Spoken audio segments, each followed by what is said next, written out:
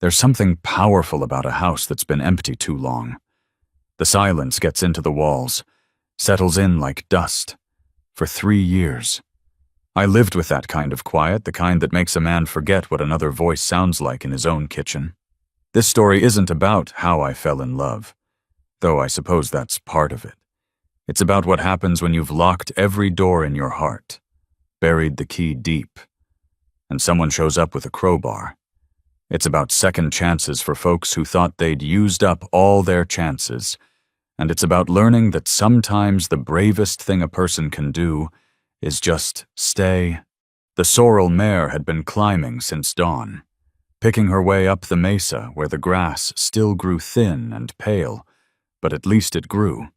4 days Silas had been up there with the herd, rationing water from a canteen that ran dry yesterday noon, eating jerky so hard it hurt his teeth.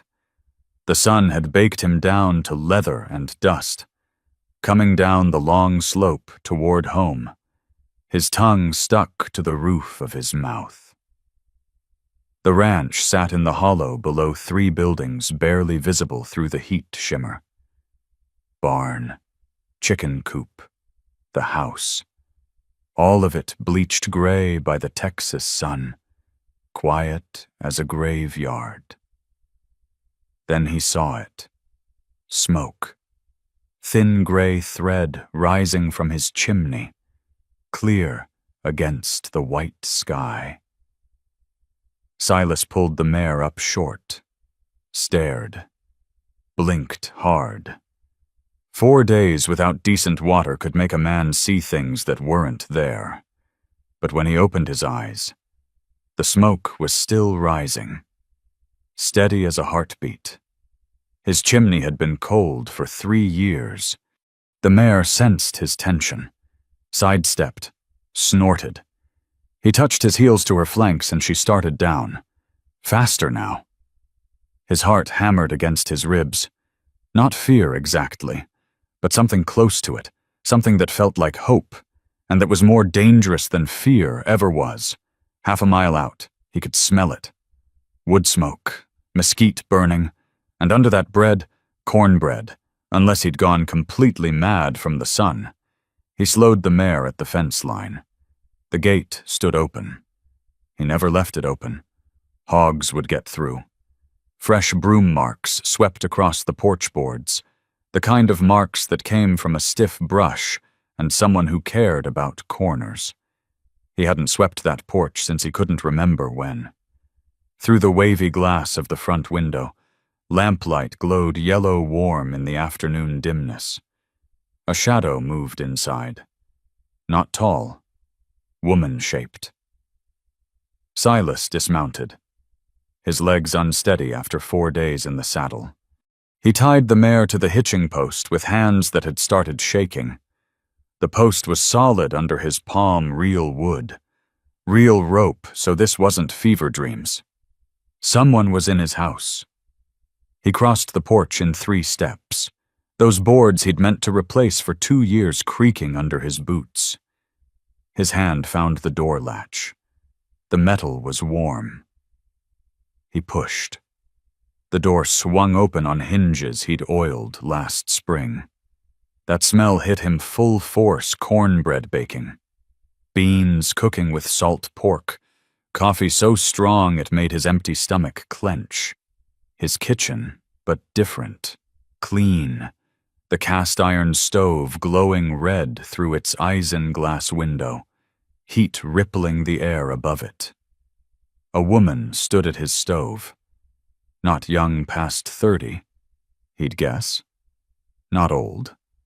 She wore a faded calico dress, blue with small white flowers, an apron tied around her waist, dark hair pinned up practical. Not pretty. Work-roughened hands held a wooden spoon, dripping bean liquor back into the pot. She turned, met his eyes without flinching. "Mr. Garrett?" Not a question. A statement. Like she'd been expecting him. Silas stood in his own doorway, hat crushed between both hands. 4 days of dust coating him head to boot. He opened his mouth. Nothing came out. She turned back to the stove, lifted the lid on the Dutch oven. Steam rose, carrying the scent of biscuits, real biscuits, the kind with butter. "You'll want to wash up," she said. Not looking at him. Her voice was steady, low, Eastern accent underneath Ohio, maybe Pennsylvania. "Supper's near ready." She moved to the table, his table, the one Sarah had made him sand smooth before they married, set down 2 plates, blue enamel. His mother's plates, the ones Sarah had used for Sunday dinners, wrapped in newspaper and put away the day after the funeral because he couldn't stand to look at them. This woman had unwrapped them, set them out like she had the right. She spooned beans onto one plate, then the other. Sliced cornbread, steam rising from the golden interior, poured coffee from the graniteware pot into 2 tin cups. All of it done with the confidence of someone who belonged. Someone who'd made these movements 100 times before in this exact kitchen. Silas found his voice, though it came out rough as tree bark. "Who are you?" She looked up then. Her eyes were gray, or maybe green, hard to tell in the lamplight. There were lines at the corners, tired lines, the kind that came from crying or not crying. He couldn't tell which. "Clara Hayes." She gestured to the second chair, the one that hadn't been pulled out in 3 years. "Sit down before you fall down. You look half dead." He should have demanded answers. Should have asked what gave her the right to walk into his house, use his stove, touch his dead wife's dishes. Should have told her to get out. Instead, he hung his hat on the peg by the door, crossed to the washstand freshly filled. He noted. The water clean. Scrubbed his hands and face while she served the food. The silence broken only by the scrape of the wooden spoon against enamel, the pop and hiss of mesquite in the stove. When he sat, the chair creaked under him. She'd already taken her seat, hands folded in her lap, waiting. He picked up his fork. The beans were perfect soft, but not mushy, seasoned with just enough salt. The cornbread melted on his tongue. He hadn't tasted food this good since. He didn't finish that thought. They ate in silence. The only sounds were fork against plate, the fire settling in the stove, the mare outside stamping flies. Clara Hayes ate slowly, deliberately, her eyes on her food. Not looking at him, but aware of him. The way a person is aware of a stranger in close quarters, when his plate was empty. She refilled it without asking, poured more coffee. He let her. Finally, when the food was gone, and the coffee cups drained, Silas leaned back in his chair, looked at this woman who'd made herself at home in his empty house. "I'll ask again," he said. "Who are you, and what are you doing here?" Clara Hayes reached into her apron pocket, pulled out a folded paper, creased and worn like it had been read many times, set it on the table between them. He recognized his own handwriting. "Your letter said mid-July. Mr. Garrett." Her voice was steady, but he saw the tremor in her hands as she smoothed the paper flat. "I read early July. The postal rider in town said you were up Mesa with the herd, so I let myself in." The letter. The one he'd written 6 weeks ago in a moment of weakness. When the silence in this house had gotten so loud he couldn't stand it anymore. The one he'd sent to the matrimonial bureau in Kansas City. He'd asked for a housekeeper. They'd sent him a wife. If this story finds you in your own kitchen, maybe with your own cup of coffee, I'd be grateful to know where you're reading from. Sometimes it helps to know we're all finding our way home from different places." Silas stared at the letter. His words, written in lamplight at this same table 6 weeks back. He'd crossed out 3 versions before settling on the final draft. Seeking housekeeper. Room and board provided. Ranch work required. No promises beyond honest work for honest keep. He'd never used the word wife. Clara's thumb moved across the paper, smoothing a crease that wouldn't smooth. "Your letter said you needed help with the house. I can do that." Her hands told a different story than her dress. Calluses thick across the palms, nails cut short, practical. One knuckle scarred white where something had healed crooked. These weren't hands that poured tea in parlors. "The Postal Service made a mistake," he said. "I know." She folded the letter. Precise creases. Tucked it back in her apron. "But I'm here now. Came 3 days of train and 2 days of stage. Spent my last dollar on the fare." The words sat heavy between them. No money to go back. That's what she wasn't saying. Silas pushed his chair back. The legs scraped against floorboards she'd swept clean. He could see the grain of the wood for the first time in months. "I'll show you where you'll sleep." He led her through the kitchen to the lean-to room off the back. Used to be Sarah's sewing space before. The narrow iron bed was still there. Frame painted white, but chipped now, showing rust underneath. Washstand in the corner. One window facing east where nothing grew but scrub oak and red dirt. Clara set her carpet bag on the bed. The rope supports creaked, loud in the small space. She ran her hand over the quilt star pattern. Faded blue. "This'll do fine." She didn't ask about the Singer sewing machine gathering dust in the corner, didn't ask about the spool of thread still wound on the bobbin, waiting for hands that would never touch it again. Silas stepped back into the doorway. 6 months, that's the trial. Either one of us wants out before then. No questions asked. All right. I can pay wages. Room and board is enough. Her voice was flat, final. For now. He nodded. Started to leave, then turned back. "Why'd you come? Real reason." Clara looked at him then, straight on. Those gray-green eyes holding something he recognized because he saw it every morning in his shaving mirror. "Same reason you wrote that letter, I expect." She sat on the bed, started unlacing her boots.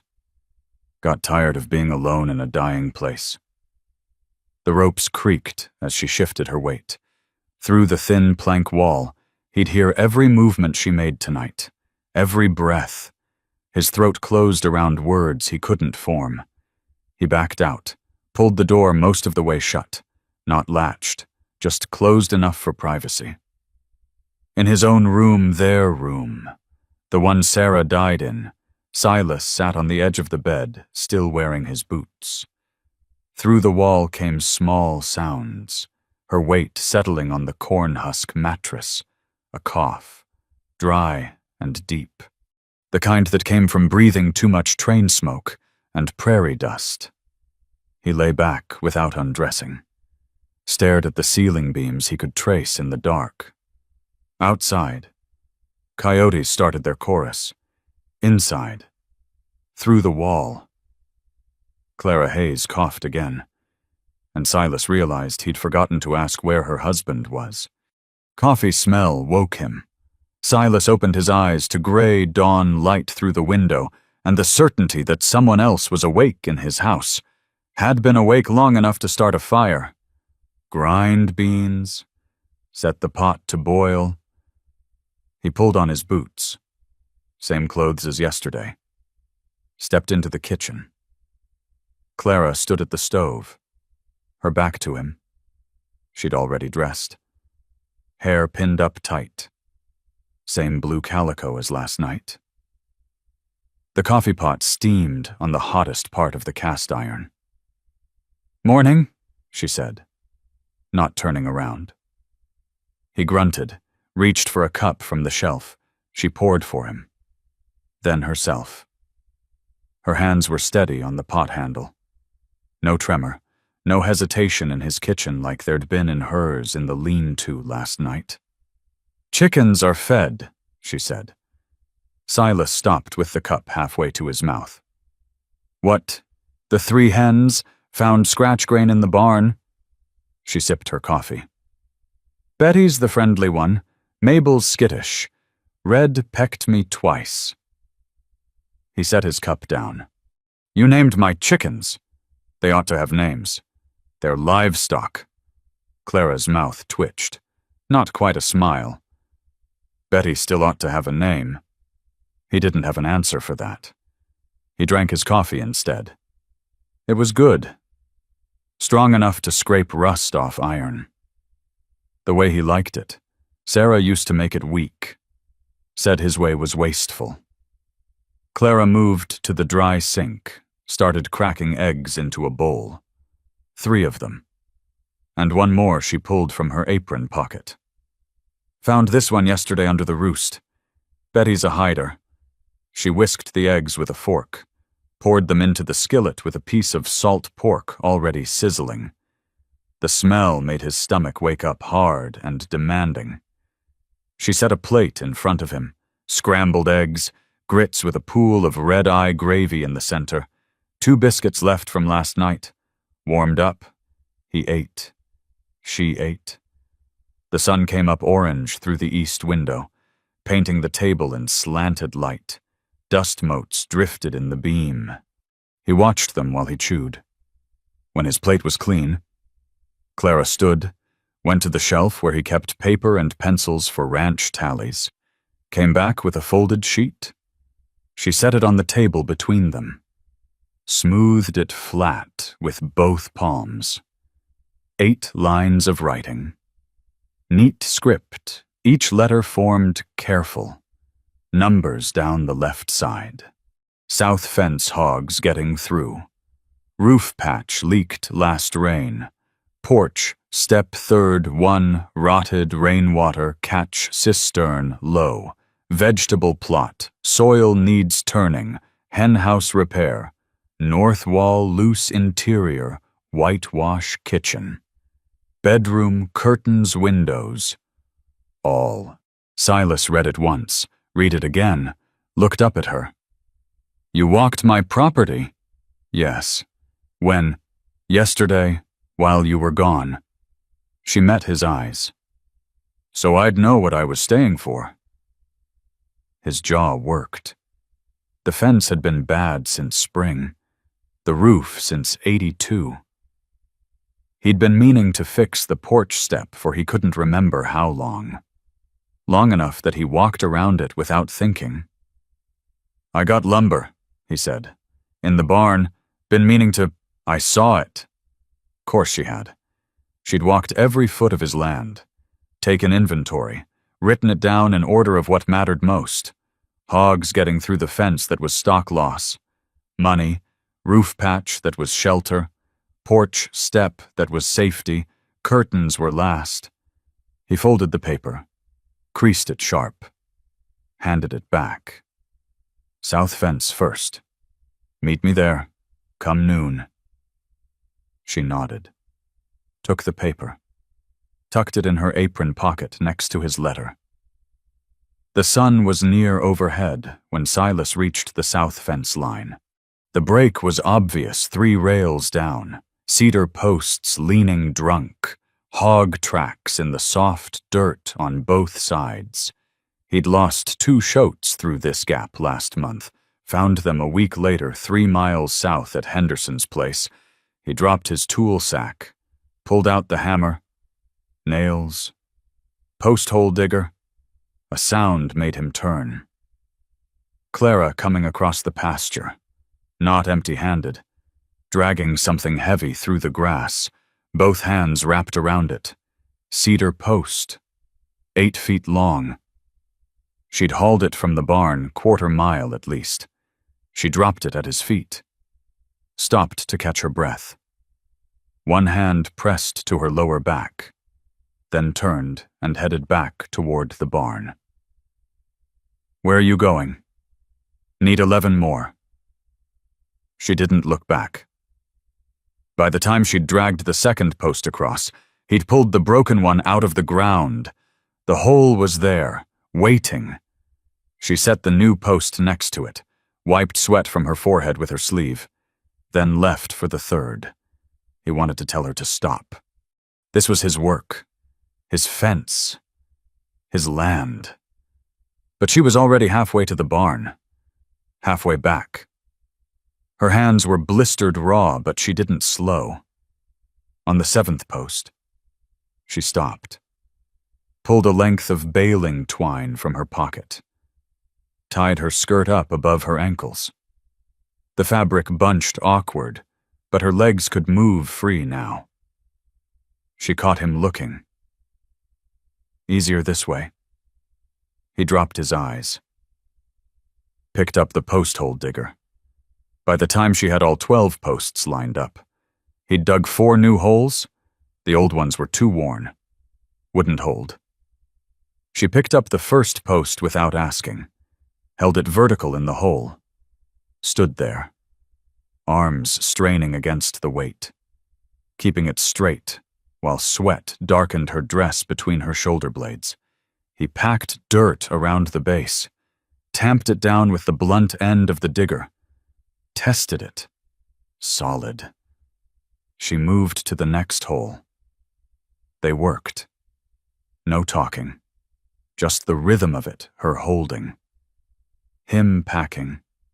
Both moving to the next. The sun climbed west. Sweat ran into his eyes. His shoulders burned.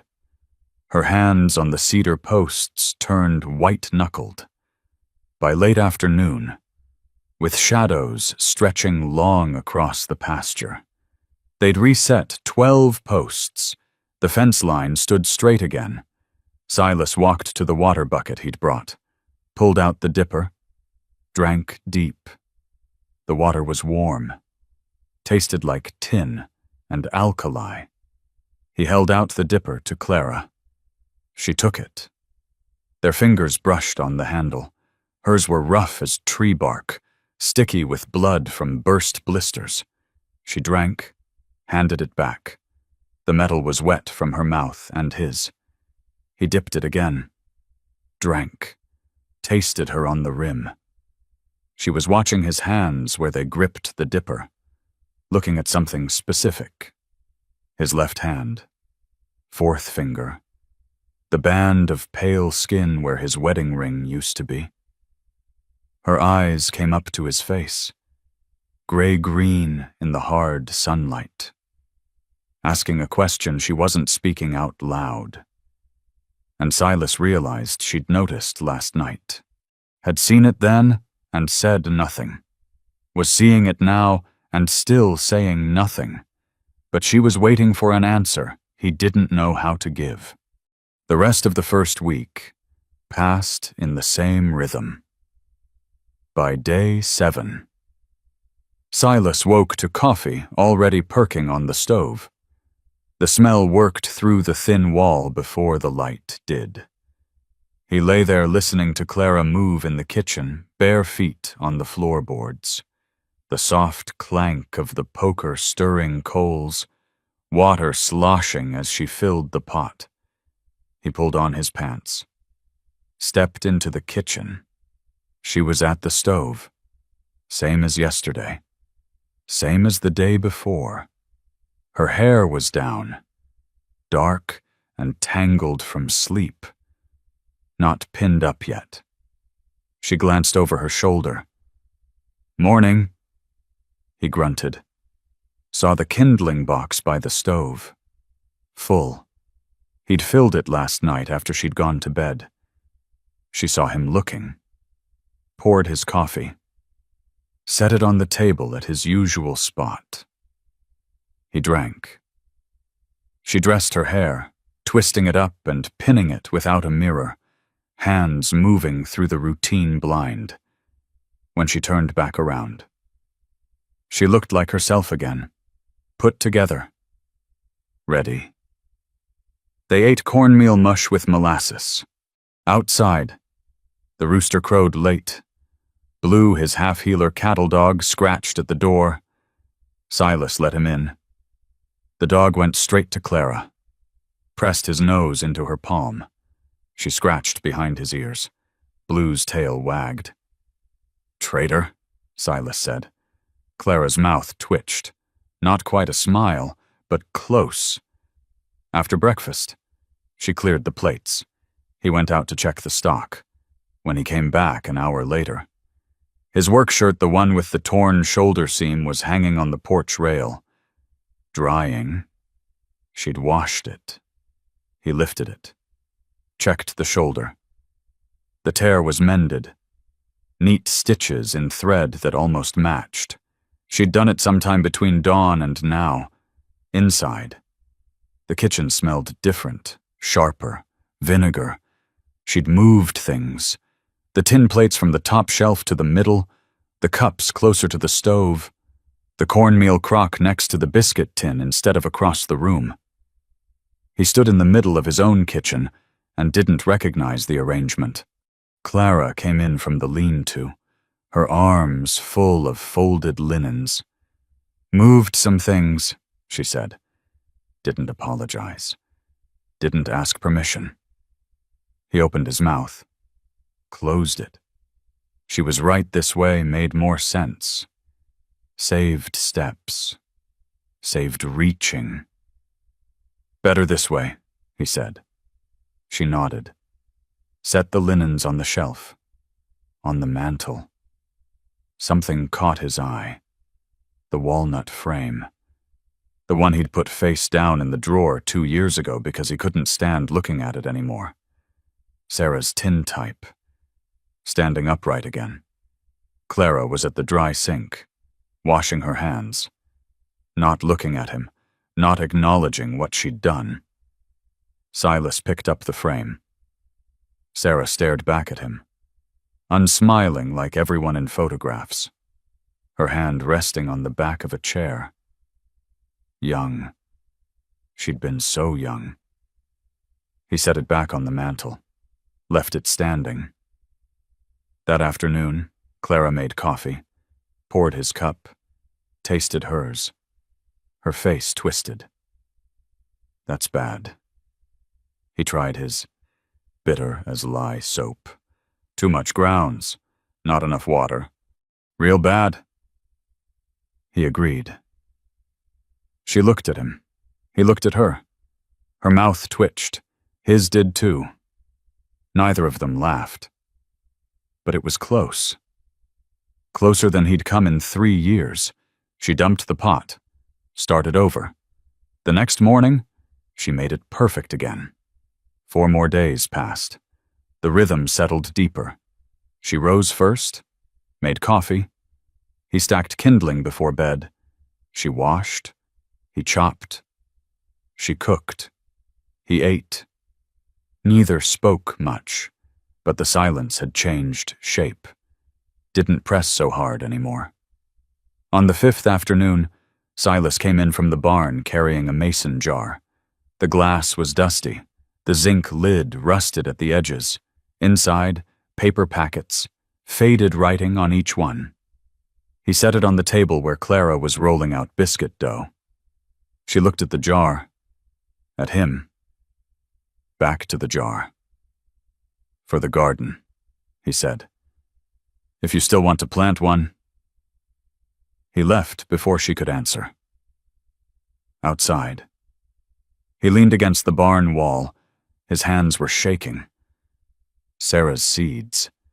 He'd kept them 10 years. Couldn't bring himself to plant them. Couldn't bring himself to throw them away. Through the window, he saw Clara pick up the jar, turn it in her hands, open the lid. She lifted out one packet, held it close to read the faded ink. Kentucky Wonder Beans. S.G. 1874. 10 years ago. Sarah's handwriting. The year before she died. Clara set that packet down. Picked up another. Yellow squash. S.G. 1874. Another. Tomatoes. S.G. 1874. Sarah's garden. Sarah's seeds that never got planted because she died before spring came. Clara closed the jar. Carried it outside. Silas straightened. Ready to, he didn't know what. She walked past him to the plot she'd marked off behind the chicken coop. Started breaking ground with the hoe. The red clay fought every strike. She swung. The blade bit shallow. She swung again.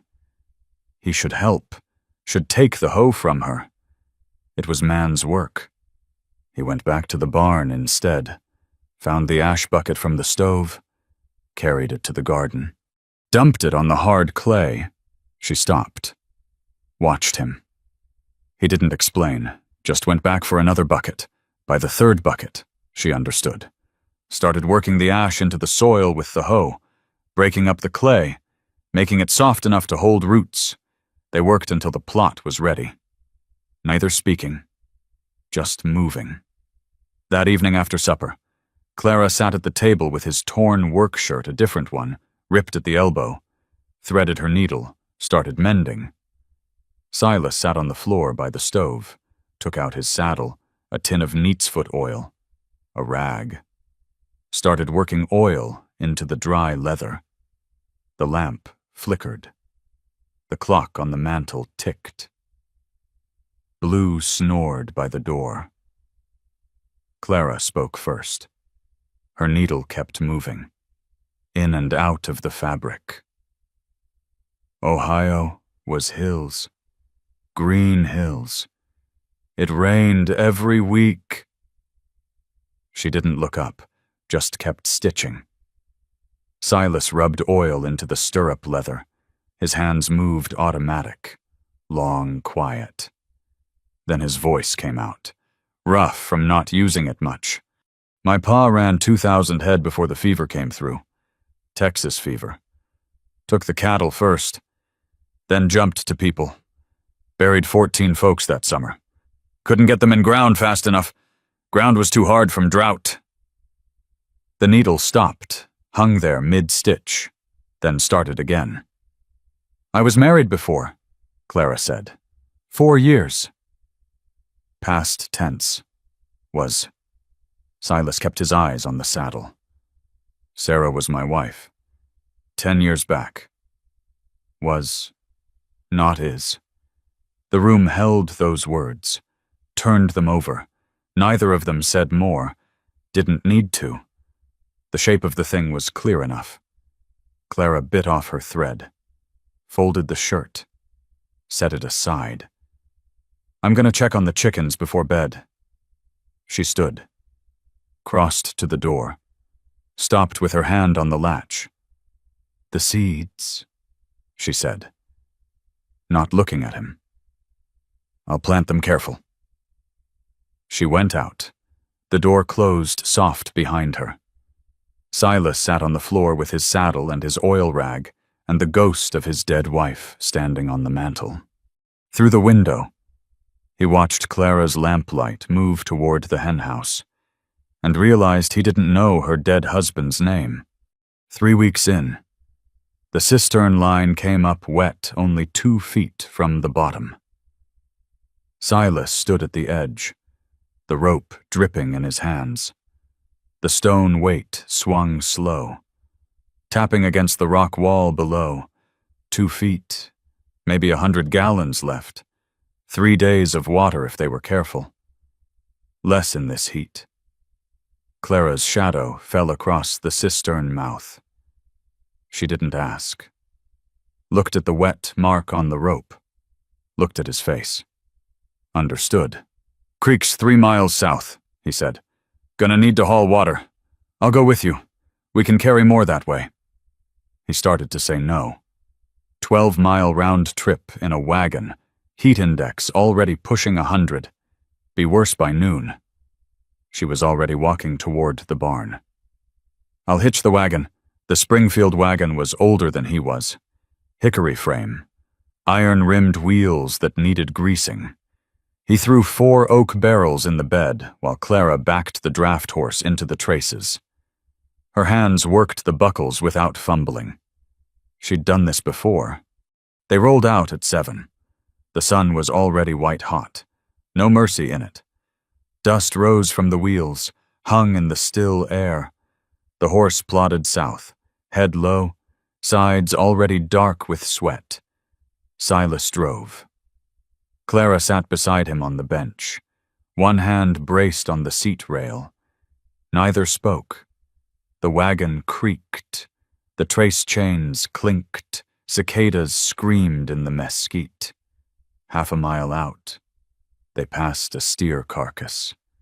Been dead maybe a week. Hide stretched tight over ribs. Eye sockets empty. Vultures had cleaned it down to leather and bone. Clara looked at it, looked away, kept looking ahead. 2 miles out, the mesquite trees were dead, gray skeletons against white sky, bark peeling in long strips, no leaves, no life. The creek bed showed itself as a darker line across the red earth. Used to run 6 feet deep in spring. Now it was a trickle, maybe 6 inches wide, soaking into sand as fast as it appeared. Silas pulled the wagon up at the bank, set the brake, climbed down. His boots sank into sand that used to be underwater. He pulled the first barrel off the wagon, rolled it to the creek, tipped it on its side. Water crept in, slow as cold molasses. The barrel gurgled, swallowed, took its time. Clara sat on a flat rock at the water's edge, pulled off her bonnet. Her face was red, sweat running down her temples. They waited. The sun climbed.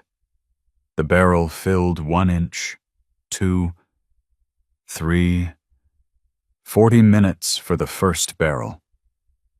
Silas pulled it out. Heavy now, water sloshing. Rolled it back to the wagon, started the second. Clara hadn't moved. Sat staring at the creek like it might tell her something. I was married before, she said, not looking at him, looking at the water. 4 years. Thomas was his name. The second barrel gurgled, drinking. He died of typhoid, burned up with fever in 3 days.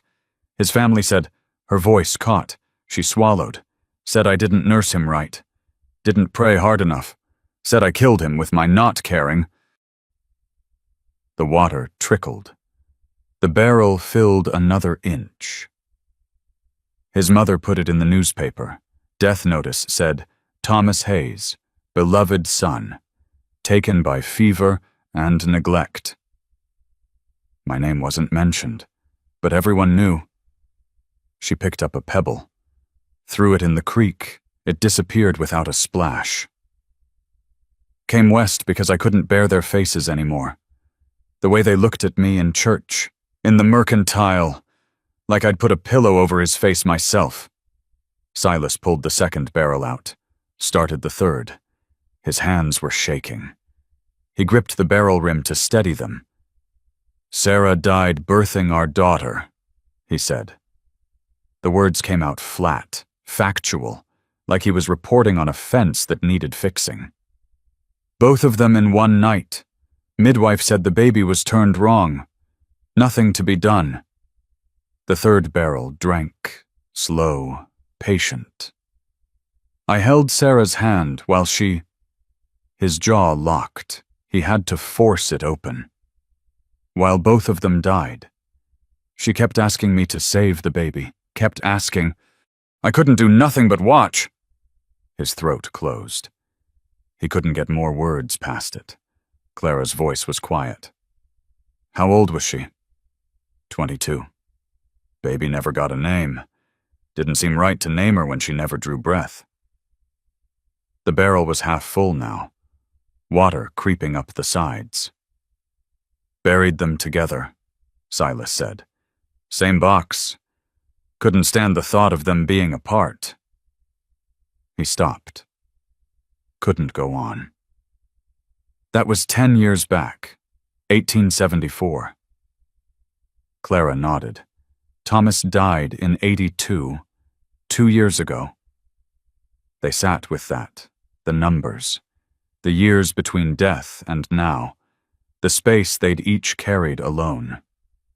Silas pulled out the third barrel, started the fourth, last one. They didn't speak while it filled, just sat in the heat, watching water that wouldn't hurry no matter how much they needed it to. When the fourth barrel was full, Silas heaved it onto the wagon, secured all four with rope so they wouldn't shift. Clara climbed up on the bench. He took the reins. The wagon lurched forward. Headed north. The horse strained against the added weight. 1,200 pounds of water, give or take. The wheels cut deep ruts in the sand. They were a mile from home when the rear left wheel hit a hole. The wagon jerked sideways. Hard. Clara yelled, "The barrel!" Silas saw it, the rear barrel tipping, 30 gallons pulling toward the edge of the wagon bed. The rope holding it was stretching. About to give. He hauled on the reins. The wagon stopped. He was over the seat, into the bed, Clara right behind him. They both grabbed the barrel, his hands under it, trying to lift, her hands on top, pushing it back upright, water sloshing inside, fighting them, the weight of it pulling down, pulling sideways. The barrel rim was wet, slippery. His grip started to slip. Clara threw her weight against it, leaned her whole body into the push. He felt her shoulder against his back, her hands next to his on the wet wood. Together they shoved. The barrel rocked, settled, stopped pulling. They stood there, breathing hard, both soaked. Water had splashed over the rim, soaked their shirts, run down into their boots. His hands were still on the barrel, her hands on top of his. He could feel her pulse through her palms. Fast. Matching his. 5 seconds. 10. Neither moved. Her fingers were rough against his. Calloused, real, warm even through the cold water. She pulled her hands away, climbed back onto the bench, sat down, stared straight ahead. Silas retied the barrel, checked the other 3, all secure. He climbed back onto the bench beside her, picked up the reins, clicked his tongue. The horse started forward. They rode the last mile in silence. Clara's wet sleeve pressed against his. The wagon creaked. The barrels sloshed quiet behind them. When they pulled into the yard, the sun was dropping west, orange light painting everything gold. The house, the barn, the cistern where this had started. Silas set the brake. Climbed down, started unloading barrels. Clara helped. They worked without speaking. Rolled each barrel to the cistern, poured the water in. It splashed down into darkness. The sound echoed up hollow. 4 barrels, 120 gallons, maybe a week of water if they were careful. When the last barrel was empty, Clara carried it back to the barn, hung it on its peg. Silas stood at the cistern, dropped the weighted line, let it sink. pulled it up. The wet mark was 4 feet from the bottom now. 4 feet. Better than 2, but not enough, not close to enough. He coiled the rope, looked toward the house. Clara was on the porch, pumping water from the cistern they'd just filled, washing her hands and face. Her dress was still wet from the barrel, sticking to her back. She looked up, met his eyes across the yard. That evening, neither had strength for more than cold beans and hard bread. They sat on the porch steps, too exhausted to speak, muscles trembling from the strain of hauling 1,000 pounds of water in 100-degree heat. The stars came out, the coyotes started up, blue lay between them, chin on his paws. Clara's hands rested on her knees, blistered raw from rope and wood and weight, and Silas realized she'd told him how her husband died, but she'd never said why she'd answered his letter instead of someone else's. 4 weeks in, Clara's garden showed green, 8 rows of it, thin shoots breaking through red clay that had no business growing anything. Silas saw them when he came back from checking the fence line. Tiny leaves pushing up toward light, defiant. Clara was on her knees in the dirt, a bucket beside her, dishwater from breakfast. She tipped it slow along the first row, letting it soak in before moving to the next. Every drop measured. Every drop counted. He watched from the barn door, the way her hands touched the leaves, gentle, like she was petting something alive that might startle. She moved to the tomato row. The plants were showing their first true leaves, maybe 2 inches tall, too small to stand alone in wind. They needed support. Silas turned back into the barn, found the mesquite wood he'd been saving. Termite-resistant. Hard enough to last 10 years in ground. He pulled out 8 pieces, took them to the workbench, cut them to 3 feet, sanded the rough edges so they wouldn't splinter her hands when she tied the plants up later, sharpened the ends to points. When she came in from the garden, he was gone. The stakes were propped against the garden fence, 8 of them. Cut, sanded, ready, at supper. She served him an extra biscuit, didn't say anything, just set it on his plate and sat down. He ate it. She ate hers. The biscuit was thanks. He understood. The next morning, the tomato plants were tied up, strips of old flour sacking wrapped around stems and stakes, supporting them, keeping them straight. 2 days later, Silas dragged the ladder out of the barn, 20 feet of cottonwood poles lashed together with rope, heavy, unwieldy. He leaned it against the house, tested the rungs. They held. The roof had leaked since '82. 3 years of putting it off, 3 years of setting buckets in the bedroom when it rained, which wasn't often.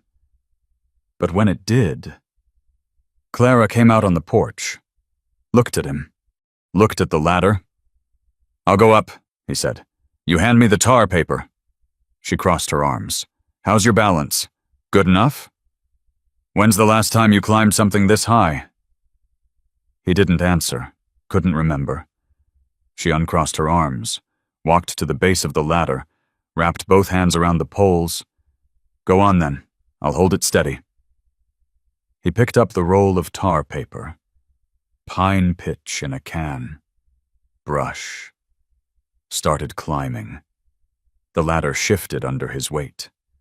Clara's hands tightened on the poles, holding firm. He climbed, rung by rung. Didn't look down. The roof came up to meet him. Hot shingles. Sun-baked. He swung his leg over the peak, straddled it, set down his materials. The hole was there. 6 inches across. Been there so long the wood around it was rotted black.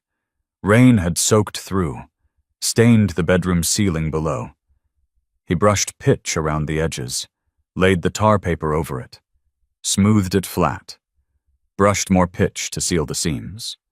Below, Clara's voice. "Careful on that peak." "I'm fine. Don't need you breaking your neck." He almost smiled, didn't, finished sealing the patch.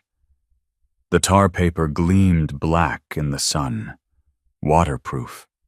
Should last another 3 years if he was lucky. He was reaching for the second piece of tar paper when the light changed. Went dim, like something had passed in front of the sun. He looked up. West sky was building clouds, tall ones, white on top, gray underneath, moving fast. Thunder rumbled, still far off, but coming. "Silas!" Clara's voice had changed, sharp now, urgent.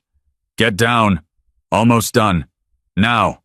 The wind hit, came from nowhere. 1 second, still air. Next second, the ladder was swaying. Clara's whole body leaned into it, trying to keep it upright. "I'm coming!" He shoved the materials aside, swung his leg over the peak, found the top rung with his boot. The first drops hit. Big, heavy, warm. They smacked the shingles like thrown pebbles. He climbed down fast. The rungs were slick now. His hands slipped. He caught himself. Kept going. Halfway down. The rain opened up, a wall of it, solid. He couldn't see the ground. Couldn't see Clara. Just water. His boot hit the bottom rung. The ground. Clara's hands on his arm. Pulling him clear, the ladder fell sideways, crashed into the mud that was already forming. Rain hammered down, soaked through his shirt in seconds, through his pants, his boots filled with water. Clara stood 3 feet away, drenched, hair plastered to her face, dress stuck to her body. She was looking up, mouth open, letting rain hit her tongue. Then she laughed, not a small laugh, full-throated, head back, arms out, spinning in a circle in the mud. The sound of it caught in his chest. Squeezed. He couldn't remember the last time he'd heard someone laugh like that. Free. Unguarded. Real. She stopped spinning. Looked at him. Still laughing. "It's raining. I noticed. It's actually raining." He looked at the garden. Water pooling in the rows. The plants drinking. Soaking it up after weeks of dishwater and careful rationing. Getting what they needed? Finally. He looked at the cistern. The overflow pipe at the top. Water was starting to run out of it. First time in 2 years. The cistern was filling. Actually filling. Something in his throat loosened. Came unstuck. He opened his mouth. Let rain hit his face. Tasted it. Sweet. Clean. Nothing like cistern water that had sat too long. Clara was watching him, grinning. Water running down her face. Her dress was torn at the hem. Mud splashed up her legs to her knees. She looked happy. She looked happy.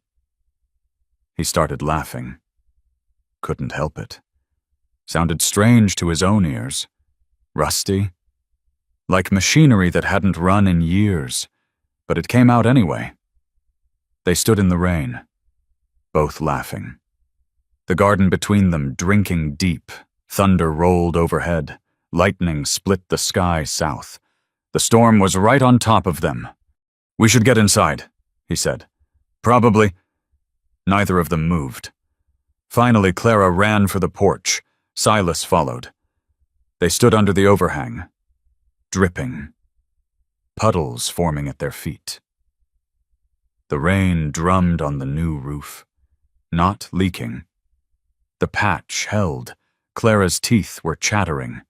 Not from cold, from something else. Her whole body shaking. "Inside," Silas said. "You need to dry off." They went in. He grabbed towels from the shelf, handed her one. She pressed it to her face, her hair. It came away soaked. He peeled off his shirt, wrung it out over the wash basin. Water poured out. He hung it on the back of a chair by the stove. Started building up the fire. The coals were still hot. He added kindling. It caught. Flames licked up. Clara was wringing out her skirt, not taking it off, just twisting the fabric, squeezing water onto the floor. Her arms were bare. The sleeves of her dress had shrunk up wet. He could see the pale skin of her forearms, the muscle moving underneath. He looked away, fed more wood to the fire. She moved to the stove, held her hands out to the heat. Steam rose from her dress, from her hair. He stood on the other side of the stove, both of them drying, both pretending not to watch the other. The coffee pot was on the shelf. Clara reached for it, filled it with fresh water from the bucket, the cistern water, added grounds, set it on the stove. They waited for it to boil. The rain hammered outside. The fire crackled. Steam rose from both of them. When the coffee was ready, Clara poured 2 cups, handed him one. He wrapped both hands around it. The heat burned his palms. Good, real, solid. She sipped hers. He sipped his. Strong. Hot. Perfect. "You don't gotta stay the full 6 months, he said. The words came out before he planned them, before he thought them through. Clara went still, the cup halfway to her lips. She lowered it, looked at him. His throat was tight. He forced the rest out. "I mean, if you wanted to stay longer, you could. If you wanted." The rain drummed. The fire popped. The coffee steamed between them. Clara's hands were shaking. Not much. Just a tremor. She set her cup down on the table. "I might," her voice was quiet, careful. "I might want that."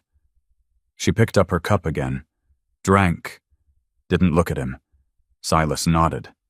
That was enough. That was something. He drank his coffee. The heat of it spread through his chest, warmed places that had been cold so long he'd forgotten they could feel anything else. Outside. The rain kept falling. The cistern kept filling. The garden kept drinking. Clara moved to the window, looked out at the water running down the glass. "How long you think it'll last?" she asked. "The rain hour, maybe. 2 if we're lucky. And the water in the cistern," he calculated. 4 feet before. The overflow pipe was running now. Had to be near full. "Week, maybe more." She nodded, kept looking out the window. He stood beside her, not touching. Just close enough to see what she was seeing. The yard turning to mud. The chickens huddled under the coop overhang. Blue lying on the porch, nose on his paws, watching the rain like it was the most interesting thing he'd ever seen. Clara's shoulder was inches from his. He could feel the heat coming off her, steam still rising from her dress. "Sarah," she said. Not a question. Just the name. "What about her? She plant those seeds, the ones in the jar?" "Yeah, spring of '74. Never got them in the ground. She died in March, before planting season." Clara was quiet. Then, "I'll take good care of them. The plants, I promise." His throat closed again. He swallowed hard, nodded. They stood at the window, watching rain that wouldn't last. Couldn't last. Never did in this country. But for now, it was falling. For now. The cistern was filling. For now. There was enough. Clara's hand moved on the windowsill, her fingers spread, resting there. His hand was a foot away. He could close that distance, could touch her fingers with his, could find out if her skin was as warm as it looked. He didn't move. She didn't move. The rain slowed, stopped. The sun broke through clouds to the west. Orange light flooded the yard. Clara turned from the window, looked at him. Her eyes were gray-green in the strange light, darker than usual, deeper. "Thank you," she said, "for the steaks. You're welcome." She walked back to the lean-to, closed the door most of the way, not latched, just closed. Silas stood at the window. The sun was setting. The yard was mud and puddles. The garden was green. The cistern was full. And he realized he'd just asked her to stay, and she'd said maybe. 6 weeks in. Silas was mending harness in the barn when he heard hoofbeats. Fast, coming from the east road. He stepped out into the yard. Dust plume, rising a quarter-mile off. Single rider. Nobody came out here unless they had reason. Clara was at the garden, hoeing between the tomato rows. She straightened, shaded her eyes, watched the rider come. The man pulled up at the gate. Young, maybe 20. Sorrel gelding lathered white around the bit, mail pouch slung across his saddle. "Letter for Mrs. Clara Hayes." He was already pulling an envelope from the pouch. "Forwarded from Dayton, Ohio." Clara's hoe dropped, hit the dirt without a sound. She walked to the fence. Slow, like she was moving through water. The rider held out the envelope. She took it. Her hand was shaking. "Need you to sign." He handed her a ledger, a pencil. She signed. Her signature came out crooked. Wrong. "Got any water rode hard from town?" Silas pumped the cistern while Clara stood there holding the letter. The rider drank 2 dippers full, nodded his thanks, rode out the way he'd come. The dust settled. Clara hadn't moved. Just stood at the fence holding that envelope. White paper. Her name written across it in handwriting Silas didn't recognize. She turned, walked to the house, went inside. The door closed behind her. Silas waited. 10 minutes, 20. The sun climbed higher. The chickens scratched in the dirt. Blue came up beside him, whined low in his throat. Through the window he could see her, sitting at the table. The letter open in front of her, not moving, just staring at it. An hour passed. She was still sitting. He went in to start supper. She didn't look up when he came through the door. Her face was white, bloodless. The letter lay flat on the table. 2 pages of close writing. He built up the fire, put on beans, made coffee, set the table. 2 plates, 2 cups. She didn't move. "Supper's ready." Nothing. "Clara." She blinked, looked at him like she was seeing through glass, through walls, through everything to something far away he couldn't reach. She folded the letter, creased it careful, put it in her apron pocket, stood, sat at her place, picked up her fork, ate 3 bites, set her fork down, stared at her plate. Silas ate. The beans had no taste, might as well have been eating sawdust. The silence pressed down on both of them. Heavy. Suffocating. After. He cleared the plates. She sat. He washed. She sat. The lamp burned lower. She sat. Finally she stood. Walked outside. Didn't close the door behind her. Silas finished the dishes. Hung the towel. Waited. She didn't come back. He found her on the porch, sitting in one of the ladder-back chairs. No lamp, just stars overhead, and darkness pressing close. He sat in the other chair. Didn't speak. Didn't touch her. Just sat. Long quiet. Cicadas starting up in the mesquite. Coyotes howling somewhere south. The night sounds filling the space between them. Finally her voice came. Flat. Dead. My sister, Elizabeth. She wrote. She pulled the letter from her pocket. Held it. Didn't open it. They found Thomas's grave. His mother put up a stone. Her hands tightened on the paper. It says Thomas Hayes, beloved son, taken by fever and a wife's neglect. The words hung in the air.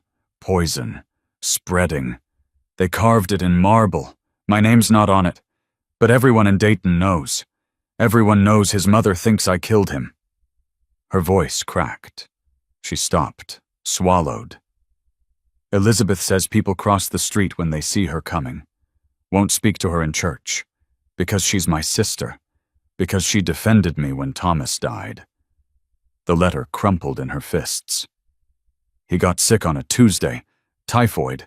The doctor said, by Thursday his fever was 104. Friday he couldn't keep water down. Saturday morning he was... She couldn't finish. Her breathing went ragged. Fast. Like she was drowning. Silas stayed in his chair, every muscle tight, wanting to reach for her, knowing he couldn't. Not yet. His mother screamed at me, at his funeral, said if I'd been a better wife, if I'd prayed harder, if I'd loved him more, the good Lord wouldn't have taken him. Clara's voice dropped to a whisper. Said I was a curse, said death followed me, said any man who took me to wife would end up in the ground. Her hands were shaking so hard the paper rattled. I believed her. I stood there in my mourning dress, and I believed every word. Because maybe she was right. Maybe I didn't pray hard enough. Maybe I didn't love him the way a wife should. Maybe if I'd been better, stronger, more faithful, maybe he'd still be breathing. She folded the letter, unfolded it, folded it again. Her fingers working without purpose. I left Ohio in the night, didn't say goodbye to Elizabeth, didn't pack anything but one bag. Just ran. Came west because I couldn't stand to see their faces anymore. Couldn't stand to see myself in the mirror knowing what I'd done. You didn't do anything. Silas's voice came out rough, hard. You don't know that. I know typhoid fever. Knew 14 people who died of it in one summer. Good people. Prayed every night people. Died anyway. Prayer don't stop fever. Love don't stop fever. Nothing stops it once it gets hold. Clara shook her head. You don't understand. I understand running. Understand thinking you killed someone with your not enough. She looked at him then. First time since the letter came. Her eyes were wet, but no tears fell. Silas leaned back in his chair, looked up at the stars, all those cold points of light. Sarah died birthing our daughter. I told you that. Didn't tell you the rest. His hands gripped the chair arms, wood grain digging into his palms. Labor started at dawn. Normal at first. Midwife came around noon. By evening, something was wrong. Baby wouldn't come. Wouldn't turn. Sarah was screaming, begging me to do something, To save the baby. To save her. To make it stop. His voice was shaking now. He couldn't steady it. Midwife said one of them might live if we cut.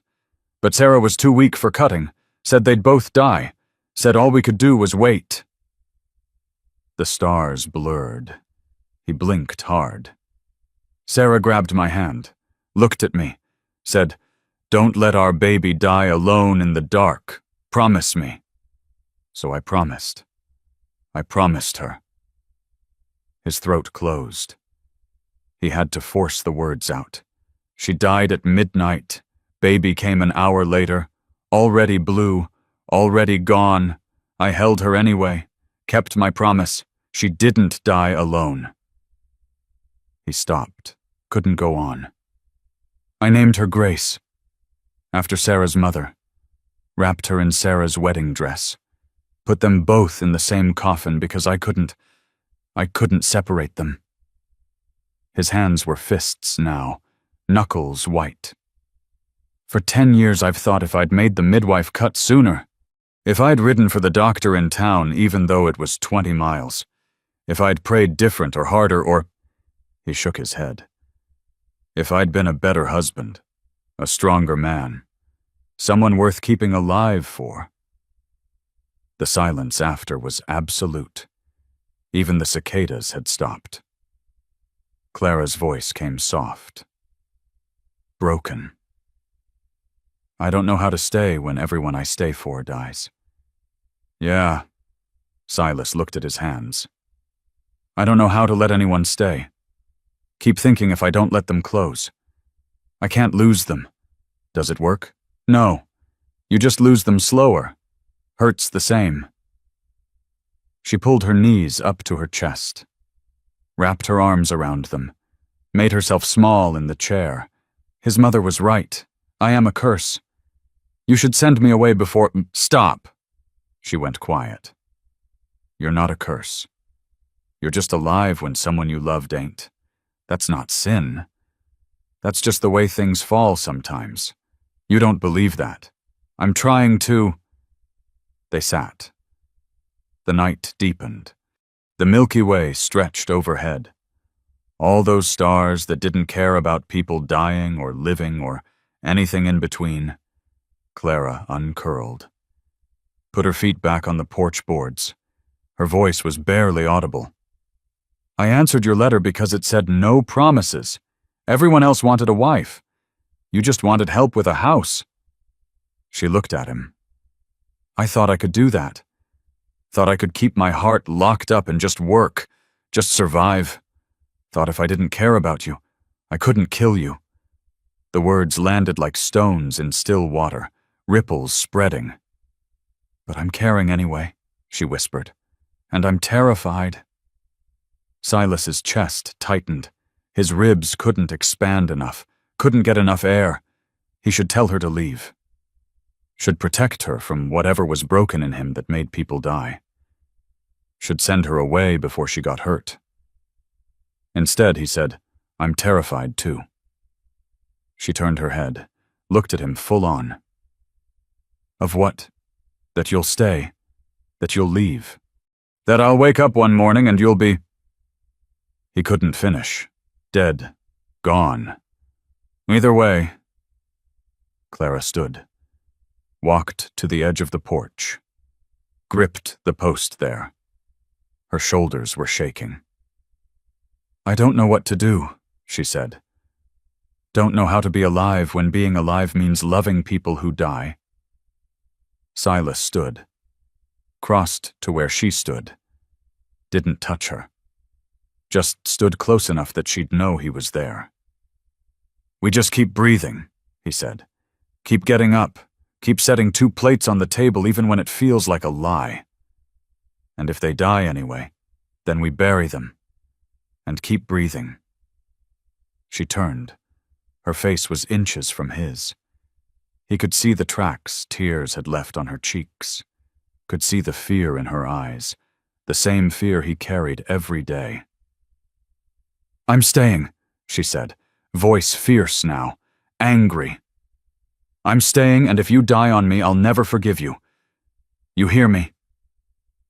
Something in his chest cracked open. "Broke. Let light in. I hear you. And I'm planting that whole garden, every seed. And if they die, I'll plant them again. And again. Until something lives. Okay. Okay." She wiped her face with her sleeve. Looked at him. "You're not allowed to die either. I'll try. You better." They stood there. Two people who'd lost everything.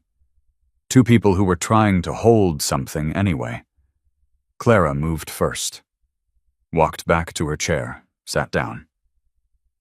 Silas sat beside her.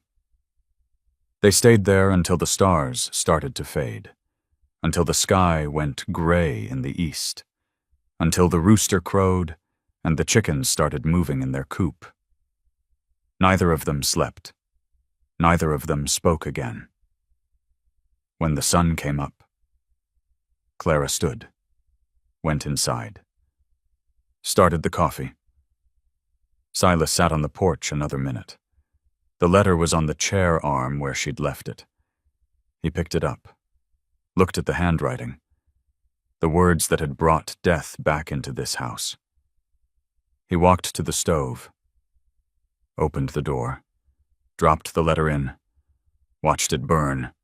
Clara stood beside him, watched it too. The paper curled, blackened, turned to ash. When it was gone, she poured coffee, handed him a cup.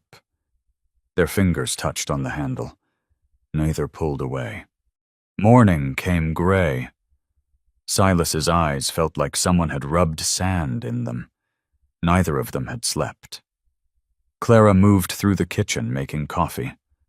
Her face pale, her hands steady on the pot. They didn't speak. What was there to say after a night like that? He went out to check the stock. The chickens were restless, bunched in the corner of the coop instead of spreading out. Betty wouldn't come when he scattered grain, just stayed pressed against the wall, clucking low. Blue was worse. The dog paced circles around the yard, stopping every few feet to bark at nothing. At the sky. His hackles were up. Silas walked to the fence line. The air felt wrong, heavy, pressing down on his shoulders like a wet blanket. His shirt stuck to his back even though the sun wasn't up proper yet. He looked west. Sky was the wrong color, yellow-green, like a bruise forming on skin. His father had taught him to read weather. Green sky meant one thing. He ran for the house. Clara was at the stove, stirring grits. She looked up when he burst through the door.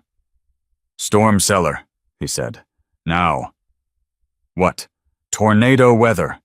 We gotta get underground." Her face went white. She stepped back from the stove. "I can't. You can. Come on." He grabbed her wrist. She pulled against him. "No, I can't go down there. I can't. It's like being buried. I can't." The wind hit, came from nowhere. The kitchen window rattled in its frame. Outside, the mesquite tree bent sideways, branches scraping the ground. Silas dragged her toward the door. She fought him, dug her heels in. Her free hand grabbed the doorframe. "Please," she said. "Please don't make me." Thunder cracked, so close the house shook. The window glass rattled harder. "We go down or we die up here. Choose." He pulled. She came loose from the doorframe, stumbled after him into the yard. The wind screamed, dust and debris flying horizontal.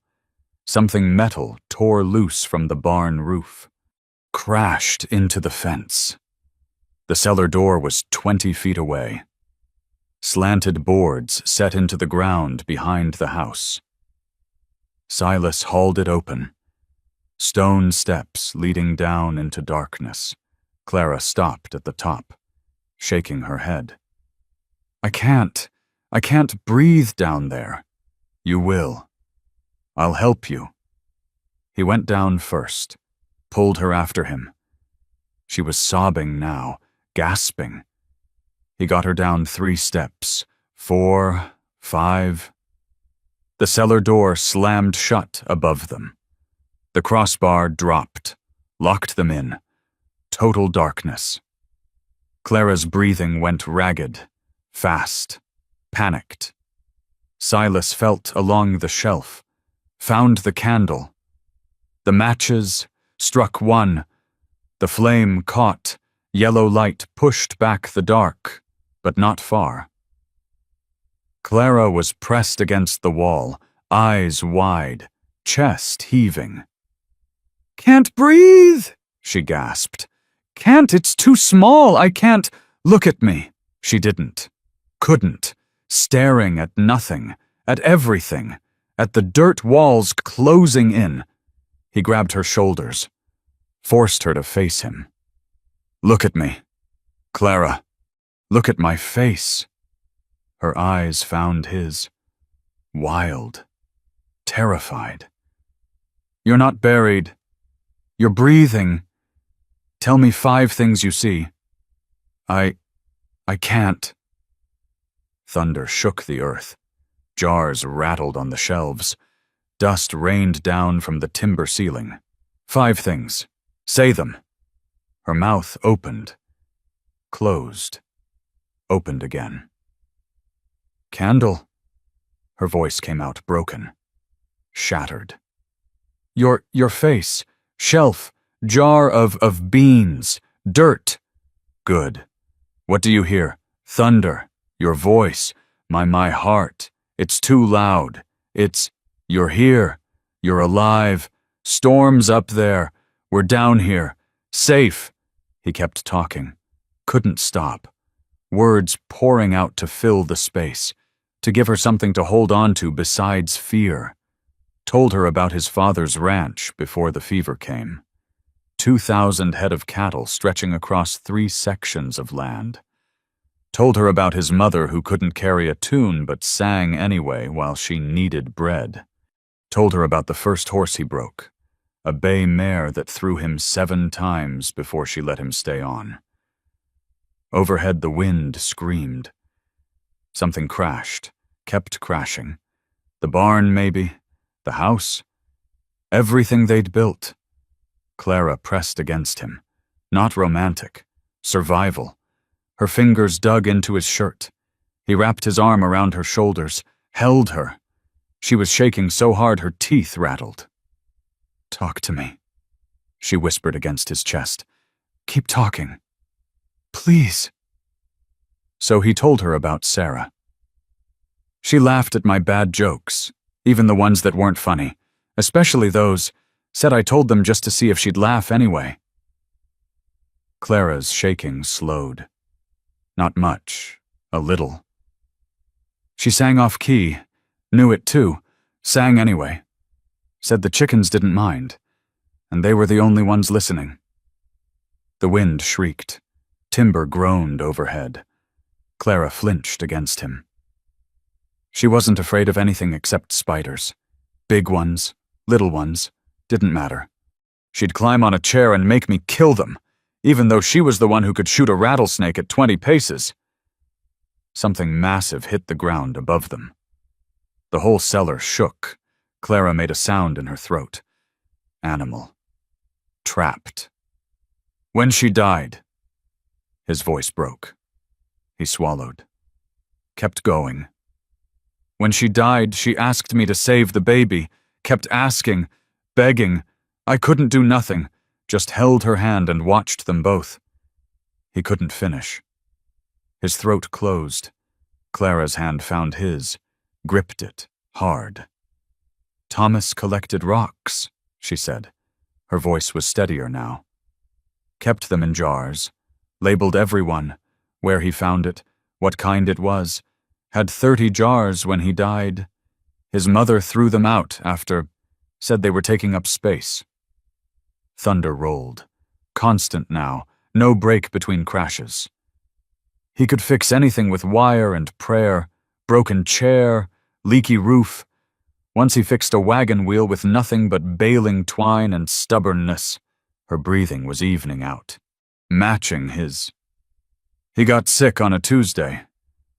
By Saturday he was gone. Burned up so fast I didn't have time to say goodbye proper.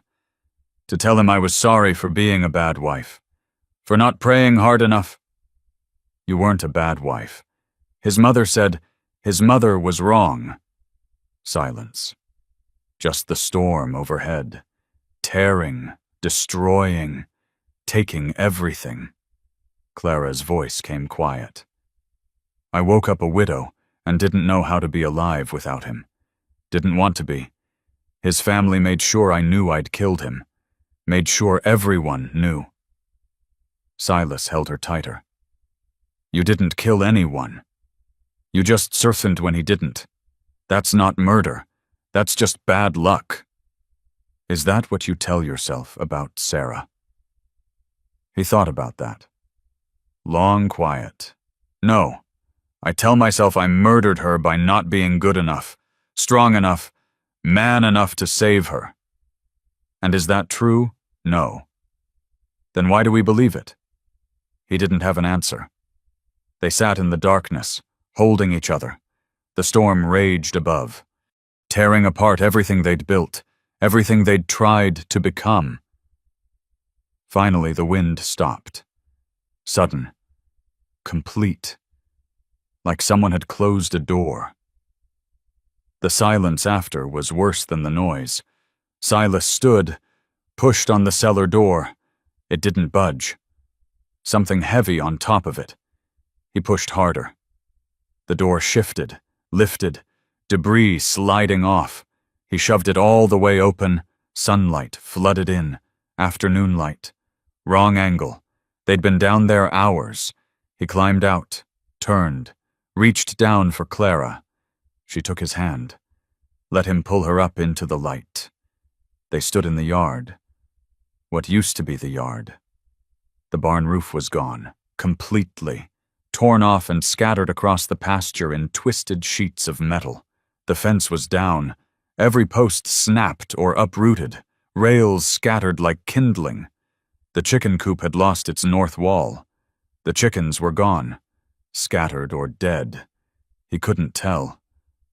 And the garden.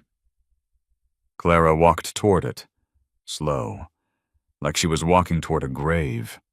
The rows were gone, torn up. Plants ripped out by roots and flung across the yard. The stakes he'd made were bent, twisted, broken. She stood at the edge of what used to be 8 rows of green. Silas waited. This was it. The moment she'd realized staying was pointless, that everything they built would just get torn down again, that death followed them both, and trying to outrun it was foolish. She'd leave now. Had to. Only made sense. Clara knelt, started digging through debris with her hands, pushing aside broken stakes, torn plants, mud. Her hands stopped. She pulled something free, 1 tomato plant, broken stem, roots still intact, dirt clinging to them. She looked at it, turned it in her hands, then looked up at him. Might survive if we replant it now. His throat closed. Couldn't speak. She stood. Held the plant careful. Well, you gonna help me or just stand there? Something in his chest broke open, cracked apart. Let something in he'd thought was dead. Yeah, he managed. I'll help. She nodded. Started clearing a space in the torn-up earth, making room, making rows. Silas knelt beside her, started digging, his hands in the mud next to hers. Both of them covered in dirt.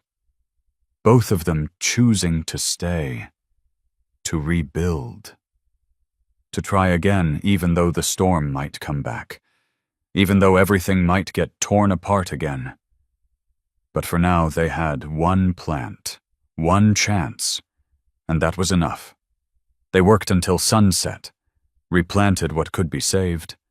3 tomato plants, 1 row of beans, a handful of squash. When it was done, Clara stood, looked at the house. The roof was intact. The patch had held. Then she looked at him. Mud on her face, exhaustion in her eyes. But something else, too. Something that looked like determination. "We're gonna need help," she said. "Fixing the barn, the fence. All of it. I know. Think your neighbors would come." "Might, if I asked." She nodded. "Then ask." He looked at her. This woman who'd survived her husband's death and his family's blame and 2,000 miles of running. This woman who was choosing to stay, to build, to risk everything again. "Why?" he asked. "Why stay after this?" Clara looked at the garden, the 3 plants they'd saved, the rows they'd remade. "Because giving up is easier," she said, "and I'm tired of easy." She walked to the house, started pumping water to wash the mud off. Silas stood in the ruined yard, looked at everything the storm had taken, then looked at what remained. The house, the woman, 3 tomato plants. It was more than he'd had yesterday, more than he'd had in 10 years. And he realized he didn't want her to leave anymore. He wanted her to stay. Not for 6 months, not for a trial. Forever. 2 days after the storm, Silas was dragging sheet metal from the pasture when he heard wagons. 3 of them. Coming from the east road. He straightened, shaded his eyes. The Hendersons in front, Tuckers behind them, Abernathy's bringing up the rear. All 3 wagons loaded with lumber, tools, food. Clara came out of the house, saw them coming, looked at Silas. "You send word?" "No." The wagons pulled into the yard. Old Man Henderson climbed down first, surveyed the damage, the barn roof gone, the fence in splinters, nodded once. "Figured you'd need help." He didn't wait for an answer. Started unloading lumber. The other men followed. Tucker and his 2 sons. Abernathy with his brother-in-law. The women climbed down carrying baskets. Mrs. Henderson, Mrs. Tucker, young Mrs. Abernathy with a baby on her hip. Mrs. Henderson walked straight to Clara, looked her up and down. "You the new wife." Clara's back straightened. "I'm Clara Hayes." "Well, Clara Hayes, you got a kitchen that works." "Yes, ma'am." "Then let's get these men fed proper." She handed Clara a basket heavy with bread and preserves. "I'm Martha. You need help, or you got this?" Clara took the basket. "I got this?" Martha nodded. "Good. Hate a woman who can't manage her own kitchen." By noon, the men had the barn roof framed. Silas worked alongside Henderson's youngest son, hammering joists into place. Sweat ran into his eyes. His shoulders burned. But the work felt good. Solid. Real. Below. Clara moved between the kitchen and the yard, carrying food. Cornbread, beans, coffee. The women helped, but she led. Her kitchen. Her house. Nobody questioned it. At midday break, the men sat in the shade of what was left of the barn. Clara brought water. Silas watched her pour for Henderson. Then Tucker. She moved like she'd done this 100 times. Comfortable. Sure. Mrs. Henderson was watching too. She caught Silas's eye. Nodded approval. By evening, the barn roof was on. Not pretty, but solid. Would keep the rain out. The men started on the fence, resetting posts, stringing wire, working until the light failed. The women set out supper on planks laid across sawhorses, fried chicken, biscuits, gravy, pickles, 3 different pies. Clara sat beside Silas on the ground, their backs against the house, too tired to make conversation. The neighbors talked around them, stories about other storms, other rebuildings, the rhythm of it familiar, comfortable. Henderson's son asked about the garden. Silas felt Clara go still beside him. "Storm took most of it," Silas said. "Saved 3 plants." "That's 3 more than 0, Henderson said. "You'll build it back." Clara's hand rested on the ground between her and Silas, close enough their fingers almost touched. Day 2, they finished the fence. Day 3, they patched the chicken coop, fixed the porch steps, replaced broken window glass. By evening of the 3rd day, the neighbors were packing up.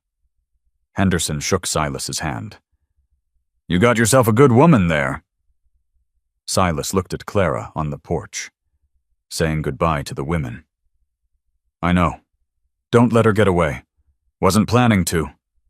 Henderson grinned. "Good." The wagons rolled out. Dust settled. Silas and Clara stood in the yard watching them disappear down the east road. The sun was dropping.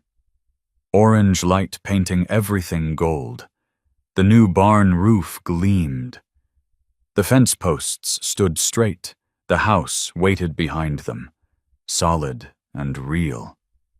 Clara walked to the porch, sat on the steps they'd fixed that morning. Silas followed, sat beside her, long quiet, the kind that didn't need filling. Finally, Silas spoke. "That 6-month trial. That was a stupid idea." Clara went still. "I don't want to wait. You want to stay for real, or you want to go?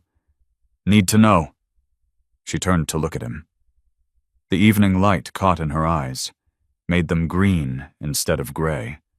"I set 2 plates on that table the first night," she said. "Been setting 2 every night since. You think I was planning to leave?" "Might have been." "Well, I wasn't." She looked back at the yard, at the garden plot where 3 tomato plants were already reaching for the sky. "I'm staying." "For how long?" "Long as you'll have me." His throat tightened. "What if I want you here permanent?" "Then I guess that's settled." She said it simple, easy, like they were discussing fence posts or crop rotation, but her hands were shaking in her lap. Silas reached over, took one of her hands in his. Her fingers were rough, calloused, real. "Settled then," he said. They sat on the porch steps holding hands while the sun went down. Neither spoke. Didn't need to.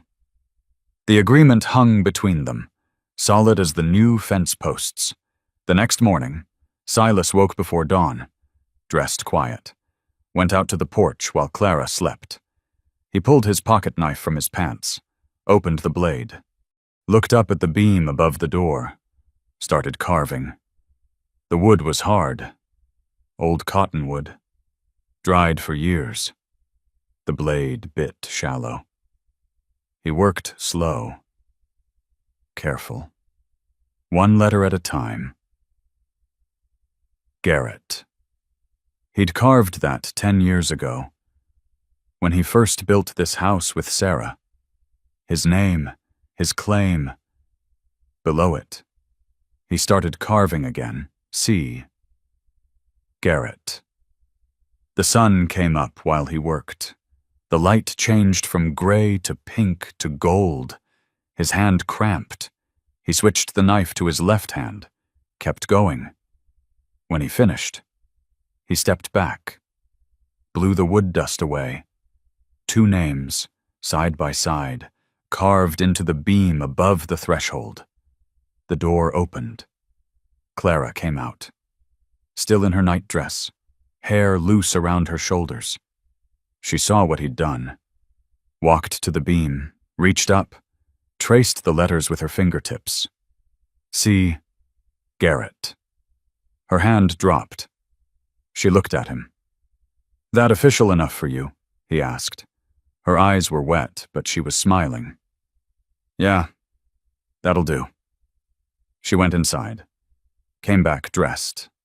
"We should go to town. Need supplies if I'm going to replant that garden proper." They hitched the wagon. Clara sat close on the bench. Close enough their shoulders touched. He clicked his tongue. The horse started forward. The ride to town took 2 hours. They didn't talk much. Didn't need to. The silence between them had changed, settled, comfortable, in town. They moved through the general store together.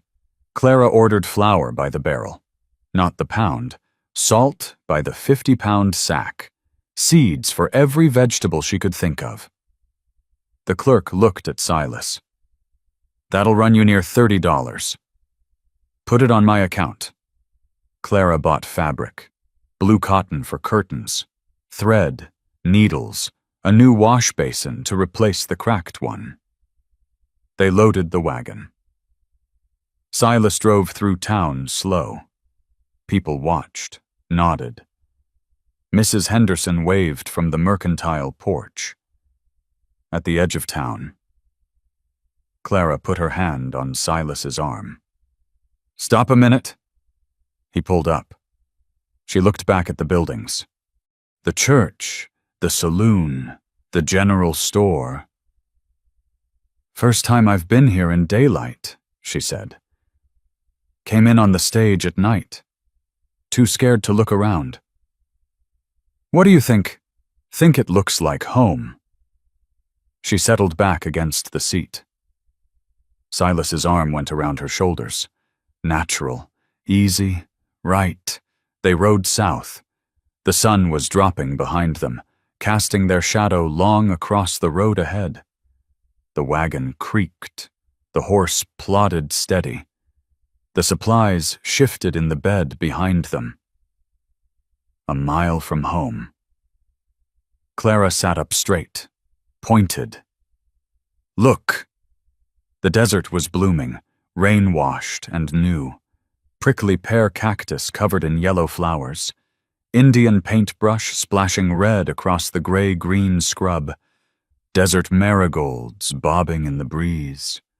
Life springing up where there'd been nothing but dust and death 2 weeks ago. Silas pulled the wagon to a stop. They sat looking at it. All that color. All that life. "It's beautiful," Clara whispered. "Yeah." She turned to him. "Thank you." "For what? For letting me stay? For carving my name? For—" She stopped, started again. "For being brave enough to try again." His hand found hers, held tight. "You're the brave one. I just stopped running." We both stopped running. The sun dropped lower. The flowers glowed in the angled light, red and yellow against endless sky. Silas clicked his tongue. The horse started forward. They rolled toward home. Toward the house with 2 names carved above the door. Toward the garden with 3 tomato plants reaching for the sun. Toward the life they were building together. One day, one choice. One plate at a time. Clara leaned against him. His arms stayed around her shoulders. The wagon wheels turned. The horizon opened before them. And for the first time in 10 years. Silas looked toward the future and didn't see death waiting there. He saw home. There's something heavy about watching 2 people choose each other after they've already buried everyone they loved. Not the happy kind of heavy, the kind that sits in your chest and won't quite leave. That's what this story carries. I think That weight of trying again when trying again feels like asking for another breaking. Many of us know what it is to lose someone and wonder if we caused it somehow. If we didn't pray hard enough, love well enough, fight hard enough to keep them breathing. We carry that quiet, don't we? That wondering. Clara carried it from Ohio. Silas carried it for 10 years in a house that echoed, and maybe some of you listening carry it too. That particular kind of alone that comes from surviving when someone else didn't. The story doesn't tie up clean. Clara's still afraid.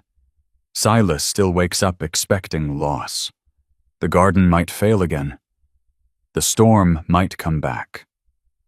We don't get certainty just two people setting plates on a table and calling that faith. And maybe that's enough. Maybe it's allowed to be unresolved and still be real. Thank you for sitting with this. For staying through the hard parts and the quiet parts both.